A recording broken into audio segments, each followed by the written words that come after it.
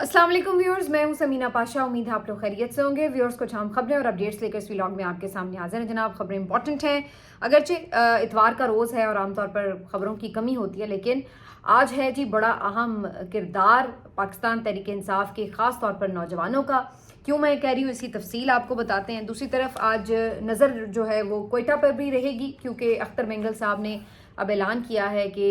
उनके मुतालबात चूँकि नहीं माने गए तो अब वो कोयटा की तरफ लॉन्ग मार्च आगे बढ़ाएंगे।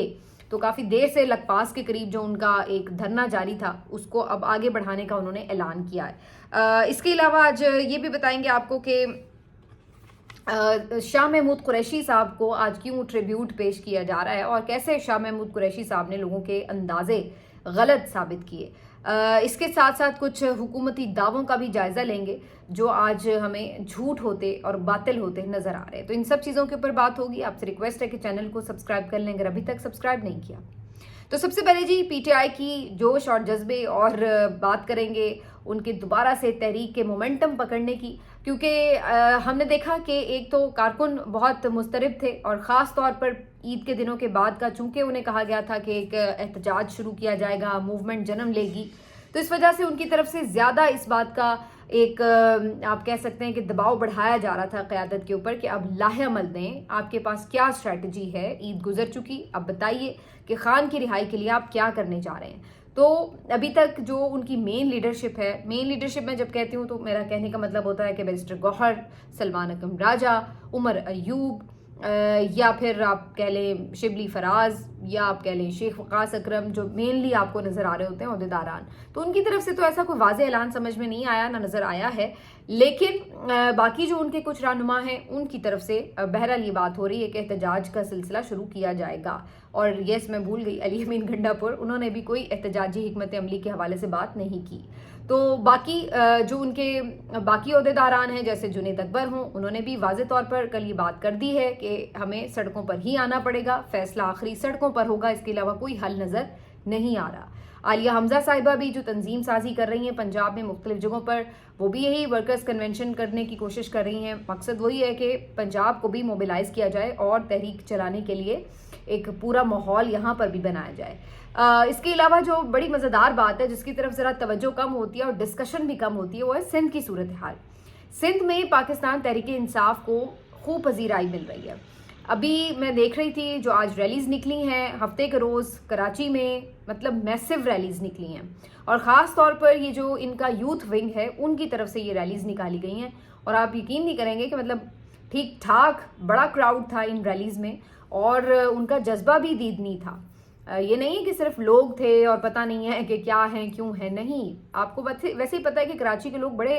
वेल इन्फॉर्म्ड और बड़े बाशऊर लोग हैं, पढ़े लिखे तबकात यहाँ पर आपको नज़र आते हैं। और यहाँ जो लोग जिस तरह से बाहर निकलते हैं हर कॉल पर, अगरचे यहाँ पे कभी आप देख लें कि मेन लीडरशिप उस तरह तवज्जो नहीं दे पाई, इवन इमरान खान भी बहुत ज़्यादा कराची की तरफ फोकस नहीं कर पाए, लेकिन इसके बावजूद भी वहाँ पे इनकी पजीराई बहुत ज़्यादा है। और अभी 2024 के इलेक्शन में आपने देखा था कि जिस तरह से सारी जो कराची की सीट्स थी वो तो सारी पीटीआई जीत गई थी। तो ये सूरत हाल बाकी जगहों पर भी अब नज़र आने लगी है। हैदराबाद में बहुत ज़बरदस्त आज रैली निकली है, कराची में मुख्तलिफ रैलीज़ निकली हैं, और फिर ख़ास तौर पर अब अंदरून सिंध का भी आहिस्ता आहिस्ता दरवाज़ा खटखटा रही है पाकिस्तान तहरीक इंसाफ। और वहाँ पर जो इनके सूबाई सदर हैं उन्होंने जो सिंध के अंदरून इलाके हैं वहाँ जाकर भी रैलीज़ निकालने, वर्कर्स कन्वेंशन करने और मुख्तलिफ लोगों से मिलने मिलाने का सिलसिला शुरू किया है। तो सिंध में अगरचे मेन लीडरशिप उस तरह से मूवमेंट नहीं चला रही, लेकिन आप ये कह सकते, मेन लीडरशिप में मरकजी क़यादत की बात कर रही हूँ, लेकिन सूबाई सतह पर वहाँ पर बहरहाल एक आपको नज़र आता है कुछ ना कुछ एक्टिविटी, कोई ना कोई कन्वेंशन, कोई ना कोई वहाँ पे जलसा जुलूस रैली, कुछ ना कुछ चल रहा है। बहुत बड़ा जलसा ऑर्गेनाइज नहीं करने दिया गया क्योंकि उसके लिए फिर ज़ाहिर है आपको प्रॉपर एक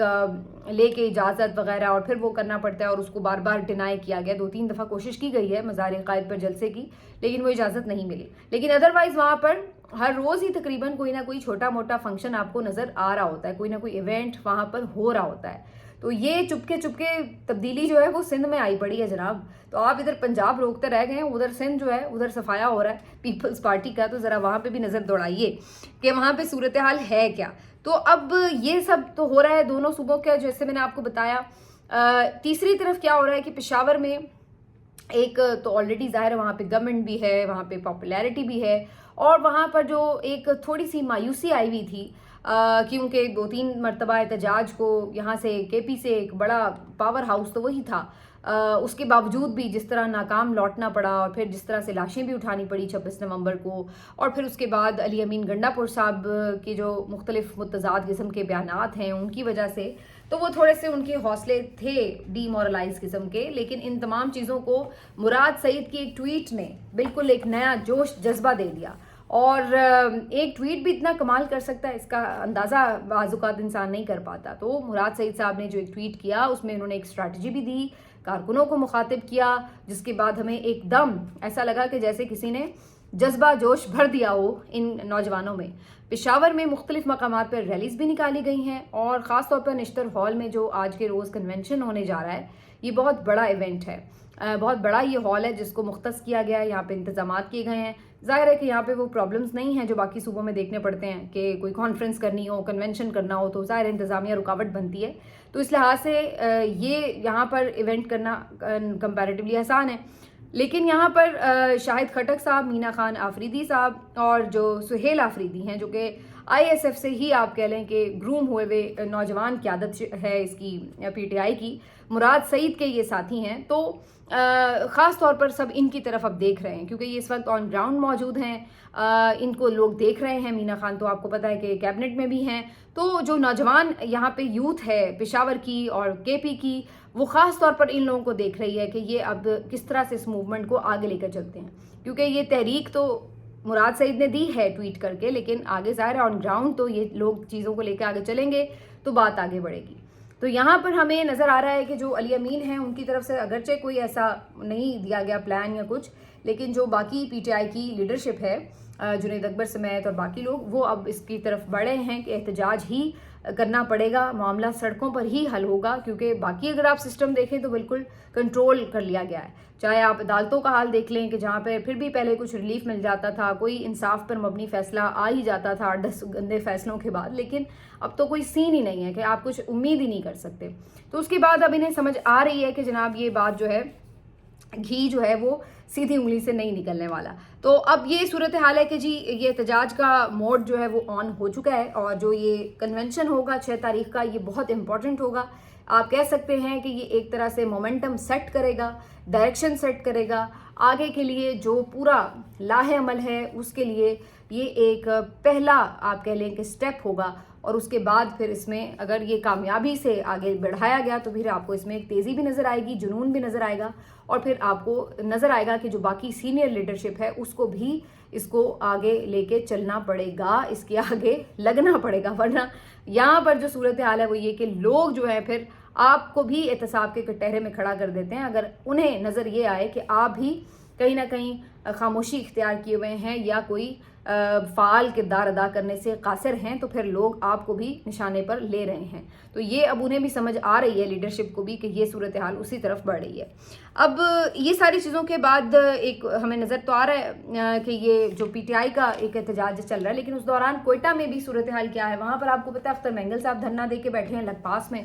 کافی دنوں سے ان کا یہ دھرنا جاری ہے، وہاں پہ پی ٹی آئی نے بھی آ کے سپورٹ کیا انہیں، دیگر جو تحریک تحفظ آئین پاکستان کے رہنما ہیں انہوں نے بھی سپورٹ کیا ہے۔ اب کافی دنوں سے یہ دھرنا جاری تھا، ایک دفعہ بیچ میں پہلے بھی حکومت کے لوگ آئے، اب لاسٹ ٹائم انہوں نے صادق سنجرانی کو اور باقی کچھ لوگوں کو بھیجا وہاں پر بات چیت کرنے کے لیے اختر مینگل صاحب سے، لیکن وہ مذاکرات کامیاب نہیں ہو سکے، اور اختر مینگل صاحب کا یہ کہنا ہے کہ مہرنگ بلوچ کی رہائی، دیگر خواتین کی رہائی ہو، اور یہ تو امیجیٹ مطالبہ ہے، اور اس کے بعد پھر باقی چیزیں ہیں کہ کس طریقے سے آپ نے صوبے میں جو مسائل ہیں لاپتہ افراد کے حوالے سے، صوبے کے جو محرومیوں کے حوالے سے ہیں، جو وسائل کے حوالے سے مسائل ہیں، تو ان تمام چیزوں کو پھر بعد میں آپ سارٹ آؤٹ کر سکتے ہیں، لیکن جو امیجیٹ مسئلہ ہے وہ تو آپ کو حل کرنا ہوگا، چونکہ اس بارے میں کوئی یقین دہانی نہیں کرائی گئی حکومت کی طرف سے، اور جو جا بھی رہے ہیں لوگ وہ کوئی اس بارے میں نتیجہ خیز بات نہیں کر کے آنے میں کامیاب ہوئے۔ تو اب اختر مینگل صاحب نے یہ دھرنا آگے بڑھانے کا فیصلہ کیا اور اب ان کا کہنا ہے کہ لانگ مارچ جو ہے وہ کوئٹہ کی طرف جائے گا. اب یہ بڑا امپورٹنٹ ہے کیونکہ اگر آپ صوبائی دارالحکومت میں لانگ مارچ لے کر آتے ہیں تو فی الحال باقی کوئٹہ یعنی بلوچستان کے باقی علاقوں میں تو شاید حکومت اس طرح نہیں ان کے اوپر کریک ڈاؤن کرنے کی پوزیشن میں, جیسا کہ آپ کو پتہ ہے کہ اس وقت بلوچستان کے حالات کیسے ہیں. بہت سے علاقے تو خود حکومت نے نو گو ایریا ڈکلیئر کیے ہوئے ہیں کہ جی شام کے وقت ان شاہراہوں کو یوز نہ کریں اور یہ وہ. تو وہاں باقی جگہوں پہ تو بہت سی جگہیں ایسی ہیں جہاں پر یہ لوگ نہیں کھل کے آپریٹ کر سکتے, لیکن تیسری طرف کوئٹہ میں ظاہر ہے کہ پھر بھی ایک حکومتی مشینری موجود ہے, تو وہاں پر کسی بھی دھرنے کو یہ انٹر ہونے سے روکنے کی کوشش بھی کر سکتے ہیں اور اس سلسلے میں کوئی کریک ڈاؤن بھی ہو سکتا ہے. کوشش ان کی یہ ہوگی کہ کوئی لالی پاپ دے کے اختر مینگل صاحب کو بھیج دیا جائے. تو یہ آگے جو ایک آدھ دن آنے والا ہے یہ کافی امپورٹنٹ اس لحاظ سے ہوگا کہ بلوچستان کی طرف بھی نظر رہے گی. آج کی خبر میں نے یہ بھی پڑھی ہے کہ ایک دفعہ پھر سے یہاں پر موبائل فون سروس اور انٹرنیٹ سروس جو ہے وہ معطل کی گئی ہے اور یہاں پر ایک دفعہ پھر سے جو حالات ہیں وہ کشیدگی کا پتہ دے رہے ہیں. کچھ لوگ یہ بھی خیال ظاہر کر رہے ہیں کہ ایسا نہ ہو کہ رات گئے کہیں کوئی اس دھرنے پہ کریک ڈاؤن کرنے کی کوشش کرے حکومت, تو یہ بھی چیز ہو رہی ہے. لیکن بہرحال اب دیکھتے ہیں کہ یہاں پر یہ دھرنا اگر آگے موو کرتا ہے کوئٹہ کی طرف تو حکومت کے لیے کس قدر پریشانی کا باعث بنتا ہے. تو اوور آل آپ یہ کہہ سکتے ہیں کہ ملک کے سارے صوبے جو ہیں وہاں پر آپ کو احتجاج, پروٹیسٹ, لوگ سڑکوں پر اور ایک آپ کو بے چینی, اضطراب نظر آ رہا ہے. کوئی آپ یہ نہیں کہہ سکتے کہ نارمل روٹین میں کوئی صوبہ چل رہا ہے. سندھ میں جہاں پی ٹی آئی کا یہ سارا کچھ چل رہا ہے معاملہ, وہیں پہ جو کانپریس جماعتیں ہیں ان کی طرف سے, جو لوکل وہاں کے لوگ ہیں ان کی طرف سے بھی احتجاج کا سلسلہ جاری ہے جو کہ نہروں کے خلاف وہ کر رہے ہیں. تو وہاں پر بھی مختلف قسم کے آبجیکٹیوز کے ساتھ لوگ باہر سڑکوں پر موجود ہیں. تو یہ اس وقت جو ہے آپ کے ملک میں مختلف علاقوں کی صورتحال ہے. ایسے میں حکومت جو ہے وہ کوشش یہ کرتی ہے کہ کوئی لالی پاپ دے کے, کوئی ایسی خبر دے کے, کوئی دھوکہ دے کے عوام کو یہ تسلی دے سکے کہ نہیں جی نہیں, یہ لوگ تو بس بلا وجہ انتشار پھیلانے کی کوشش کر رہے ہیں, اصل میں تو ہم آپ کی خدمت کر رہے ہیں, ہم تو آپ کے لیے بڑے اچھے کام کر رہے ہیں, ہم تو آپ کو بڑا ریلیف دے رہے ہیں. تو یہ آپ کی آنکھوں میں دھول جھونکنے کے لیے بہت سے اعلانات بھی کرتے ہیں. مثال کے طور پر ابھی انہوں نے ریسنٹلی جو اعلان کیا ہے کہ جی 7-7.5 روپے بجلی کا یونٹ جو ہے وہ سستا کیا گیا ہے, تو اس کے اوپر بھی آج ان کے اپنے جو وفاقی وزیر ہیں وہ یہ کنفرم کر رہے ہیں کہ جو بیسک ٹیرف ہے اس میں یہ تبدیلی نہیں کی گئی, یعنی جو بنیادی اس کا پیکج ہے, یونٹ کی جو قیمت ہے بجلی کی اس میں کمی نہیں کی گئی, بلکہ جو اس کے اوپر بہت سے ٹیکسز ہوتے ہیں, بہت سے اور سرچارجز ہوتے ہیں, ان میں آپ کو تھوڑا بہت جو ہے جو آلریڈی وہ بہت زیادہ ضرورت سے بہت زیادہ لے رہے ہیں ان میں کہیں پہ آپ کو یہ تھوڑا بہت ایڈجسٹمنٹ کیا گیا ہے. اور اس کے علاوہ بھی یہ کوئی پرماننٹ ایڈجسٹمنٹ نہیں ہے, یہ بھی صرف وقتی ایڈجسٹمنٹ کیا گیا ہے. ایک تو اس میں یہ بھی بتایا جا رہا ہے کہ جو فیول پرائس ایڈجسٹمنٹ کی مد ہوتی ہے اس میں چونکہ اب فیول کے پرائس کم ہوئے ہیں تو اس کی وجہ سے تو آٹومیٹکلی آپ کو وہ کم کرنا پڑے گا فیول پرائس, ٹھیک ہے نا. جو فیول پرائس ایڈجسٹمنٹ کی مد ہوتی ہے بجلی کے بلوں میں, اس میں کیا ہوتا تھا کہ جب آپ کا تیل مہنگا ہوتا ہے تو پھر بجلی بھی مہنگی ہوتی تھی کیونکہ اس کی کاسٹ بڑھ جاتی ہے. تو اگر اب وہ سستا ہوا ہے تو پھر تو اس لحاظ سے اسی تناسب کے ساتھ آپ کی جو بجلی کی کاسٹ ہے وہ کم ہونی چاہیے, لیکن وہ تناسب تو دور کی بات ہے, بہت ہی اونٹ کے منہ میں زیرے کے مترادف آپ کو ریلیف دیا گیا ہے بجلی کے چکر میں. یہ اب آپ اندازہ لگائیے کہ اتنا زیادہ جو آئل پرائس ہے وہ مارکیٹ میں گری ہے, تو یہاں پر سیدھا براہ راست آپ کو عوام کو ریلیف یہ دینا چاہیے تھا کہ آپ پیٹرول کی پرائس کم کرتے, لیکن انہوں نے پیٹرول کی پرائس کم نہیں کیے, اس کو اسی مقدار پر رکھا اور کہا کہ جی ہم آپ کو یہ ریلیف بجلی کے بلوں میں دے دیں گے. اب بات یہ ہے کہ جو پیٹرول ہے وہ تو ہر کسی نے یوز کرنا ہے, کہنے کو تو بجلی بھی ہر کسی نے یوز کرنی ہے, لیکن جو پیٹرول کا ڈائریکٹ فائدہ تھا وہ بجلی کے آپ نے انڈائریکٹ فائدے میں بدلا ہے, اور اس کی وجہ سے ہو یہ رہا ہے کہ وہ پورا ریلیف ہر بندے کو نہیں ملے گا, جس کو ہر صورت میں ہر کمرشل صارفین کو یا ہر گھریلو صارفین کو جو بھی کوئی پیٹرول یوز کرتا ہے سب کو مل سکتا تھا. کیونکہ جو بنیادی اگر یا تو آپ اس کے بنیادی ٹیرف میں کمی کریں تو پھر تو ڈائریکٹلی سب کو ملے گا, لیکن جب آپ کچھ یونٹس کے حوالے سے وہ کرتے ہیں, کچھ سرچارجز کے اوپر کرتے ہیں, تو وہ پھر ڈائریکٹ آپ کا ریلیف نہیں بنتا, اور یہ بھی ایک صرف عارضی ریلیف ہے. اب میں آپ کو صرف اتنا بتا دوں کہ $65 فی بیرل اس وقت تیل کی قیمت ہے عالمی منڈی میں. اب آپ کو اگر اس کا آئیڈیا نہیں ہے کہ یہ کتنا کم ہے تو آپ اس سے اندازہ لگا لیجئے کہ جب 2013 سے 17-18 تک نون لیگ کی حکومت تھی تو اس وقت اتنا پرائس تھا کم, یعنی اتنے دیر پہلے, آج سے 10-12 سال پہلے یہ پرائس تھے جو آج ہیں. आलमी मंडी में $65 फी बैरल, जबकि इमरान खान साहब के दौर में 125 तक ये गई थी, इससे डबल हुई थी प्राइस। अब आप देखिए कि बाहर आपको 65 का मिल रहा है पेट्रोल, और इमरान खान के दौर में आपको जो पेट्रोल मिल रहा था उस $125 फी बैरल की रेट वाला जो फ्यूल था वो भी आपको 150 रुपये लीटर मिल रहा था। लेकिन आज वही आधे से ज़्यादा सस्ता हुआ पड़ा है, $65 फी बैरल पर पहुंचा हुआ है। लेकिन आपको कितने का मिल रहा है? वो 150 तो दूर की बात है, अब आपको वो 250 से भी ऊपर मिल रहा है। तो ये आपके साथ हो रहा है कि आपको बजाय इसके कि वो 100 रुपया कम हुआ होता, उल्टा आपको लॉलीपॉप दिया गया कि जी आपको बिजली में सस्ता कर देंगे, और बिजली में आपको सिर्फ 7-7.5 रुपए का रिलीफ मिला, और वो भी वक्ती, और वो भी बुनियादी टैरिफ में नहीं मिला। तो ये है जी आपके साथ जो इन्होंने गेम खेली है, जिसकी वजह से आपको ये लॉलीपॉप दिया जा रहा है कि जी बहुत, और उसके बाद मजे की बात ये कि इस रिलीफ देने के बाद फिर आप ही के पैसों से लाखों करोड़ों के इश्तहार भी बांटे जा रहे हैं कि जनाब हमने बहुत रिलीफ दे दिया। तो ये एक अलहदा उसके ऊपर आपके ही पैसों के ऊपर डाका है कि जो अपनी तशहीर के लिए ये लोग इस्तेमाल करते हैं। तो ये कहानी है। तो बहरहाल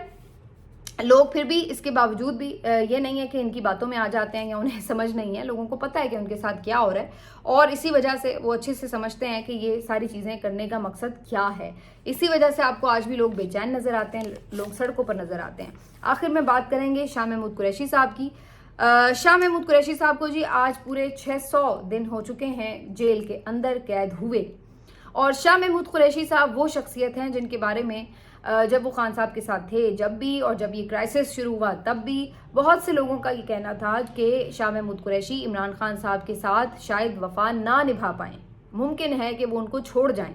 तो ये बहुत से लोगों के बारे में ये तासुर जहाँ था, तो वहाँ पे उनमें शाह महमूद कुरैशी भी शामिल थे। लेकिन आज शाह महमूद कुरैशी साहब की 600 दिन की कैद ने ये तमाम दावे और अंदाजे गलत साबित किए हैं। आज ये पता चलता है कि शाह महमूद कुरैशी, जिनको नायब कप्तान भी कहा जाता है, वो वाकई इमरान खान का नायब भी है और उसका सबसे बढ़कर वफादार भी है, जिन्होंने वाक़तन बगैर किसी ओरिजिनल, जिसको कहते हैं ना ओरिजिनल मुकदमा भी नहीं है उनके ऊपर कोई, उसके बावजूद भी उन्होंने 600 दिन मुकम्मल ईमानदारी के साथ, इस्तिकामत के साथ, जज्बे के साथ जेल में काटे हैं। अगरचे ये बहुत दफ़ा रिकॉर्ड पे लाया जा चुका है, और उनकी साहबजादी ने भी बहुत दफ़ा ये बात रिकॉर्ड पे रखी है कि उनको बहुत दफ़ा ऑफ़र की गई है।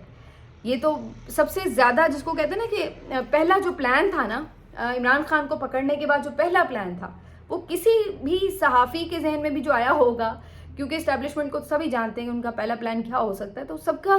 यही सोच गई कि जी सबसे पहला प्लान यही होगा कि इमरान खान को माइनस करो, शाह महमूद कुरैशी को उसकी जगह रिप्लेस कर देंगे। लेकिन ये शाह महमूद कुरैशी साहब थे कि जिन्होंने इस बात से सीधा और खरा इनकार किया, और वो आज तक इसी इनकार की